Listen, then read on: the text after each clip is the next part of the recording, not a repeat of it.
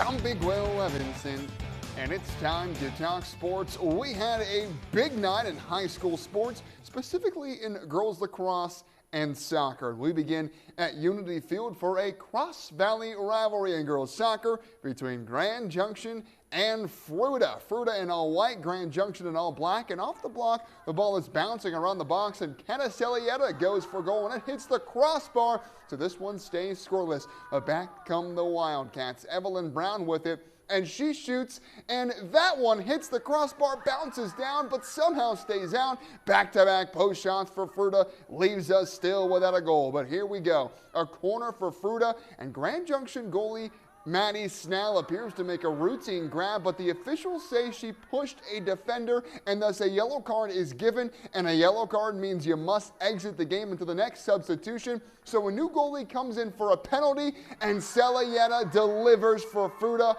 on the penalty kick. And so after all those chances, the Wildcats strike first. It's 1-0.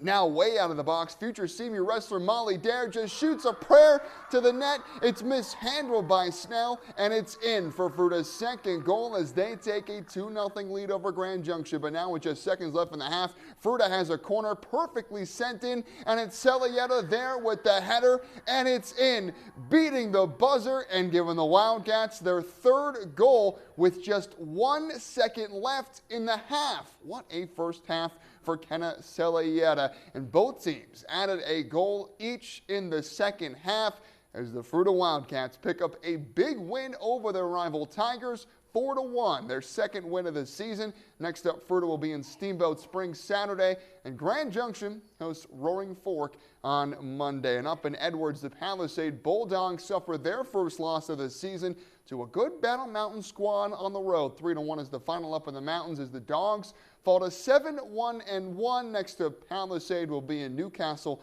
to take on Coolridge on Tuesday.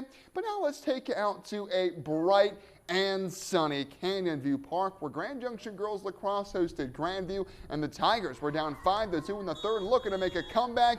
Emma Diaz gets the Tigers a goal closer. It's 5-3. Junction back on the attack. A nice cut by Micah Neville, and the ball bounces into the back of the net, and so the Tigers are down just one. Now Diaz again charging towards the net, shooting towards the net, and putting it in the net. And just like that, the Grand Junction Tigers have tied Grandview at 5. Fourth quarter now. Back come the Wolves. Laurel Johnson with a quick shot, and she puts Grandview back on top in the final frame. It's 6-5. Now Maddie DeGeorge with it for GJ, and DeGeorge somehow gets that into the net, beating the Grandview goalie and tying this one again at 6. Under 4 minutes to go. With the score tied, flying past the defense comes Brighton DeHaven, and DeHaven beats the goalie and puts it in to give the Wolves the lead. And that goal is the difference as time runs out on the Tigers as Grandview takes down Grand Junction 7-6 at Canyon View Park. And just after the GJ game, Fruita took it to the winless Devils of Eagle Valley, cruising 17-5.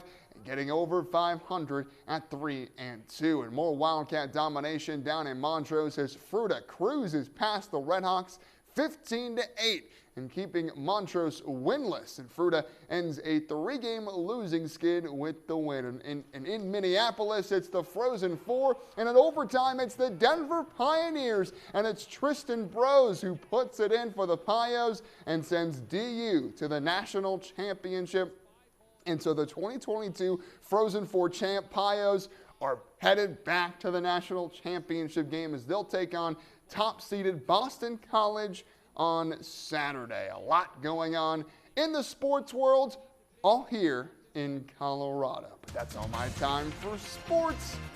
I'm Big Will Levinson.